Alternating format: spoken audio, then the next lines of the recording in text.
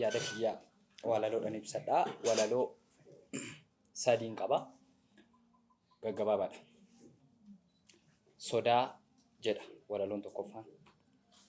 Du'a sodaa warri jiita'an jireenyaafis beekanii hin du'an. Galatoomaa. Walaloon kiyya lammaffaan morbaa jedha. Kadhattee garbicha taatee isa gooftaa goote.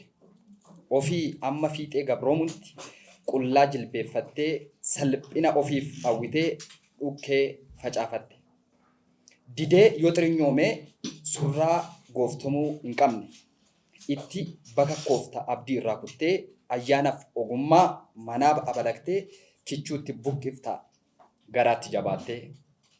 Silas inni garba yoomuu bilisummaatti kan adiyoomu. Galatoomaa. Walaloon kiyya dhumaa hin shakkine jedha.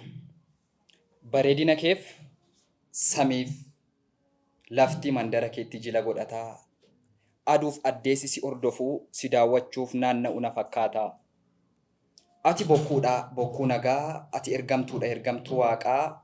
Ati bariidha barii barraaqaa, barii qulqulluu barii haqaa. Barii ribaa barii sugaa, barii obboroo barii dhugaa. Barii simbiraa barii sugaa. Ati isheedha. Maqaa keetiin naqaajjessaa yoon jedhu ati hin jirtu fooliin kan kee nan dharra'a. Hidhii keerraa dammasuufu simmasa'a. Damboobduu koo seedii keenya abjuu kootiin natti dhufaa. Warra biraa nan lagadhe miira waan koo situ banaa situ cufaa. Akkanatti bilisummaa koo qabsiisee kanis kakadhu. Xurii cubbuu keetii gaafan si waakkadhu. Bokkaan halkanii arfixoo fi didichi adoolessaa. Obomboleetti qaqawweessi qorri cabbii si hambisaa. Dhirsummaa koo sanyoo dhaalchistaa qubeellaa koo baaftee gattaa. Hin shakkine. Ulfaatina abbee anaaf si'i walitti qabe yoon lakkaa'u waan darbine. Baatee aftaa orma laaltaa hin shakkine. Utuu beektuu boorantichaaf sangii dhaabee mijjirii keetti sagaduudhaa kan cabe. Ati abbaayi baargamatti jeedaloomtaa. Hundaaf ciiftaa hundaaf cobxaa. Ana waashi mandareedhaa. Joormaan qabu mooji jedhee jibbaadhee siree ormaarra kan hin labu. Michummaa kee cubbuu faanaa firummaa kee abdaarii hundatti sagadattu. Qulqullummaa kee bukeessitee akka badaa waliin makarattu. Hin shakkine. Amma bubbeen si'iif akka loogu duumessii fi urriin siif hojjetu. Yaadannoon koo eessa irratti ga'ee jedheen irraa citu.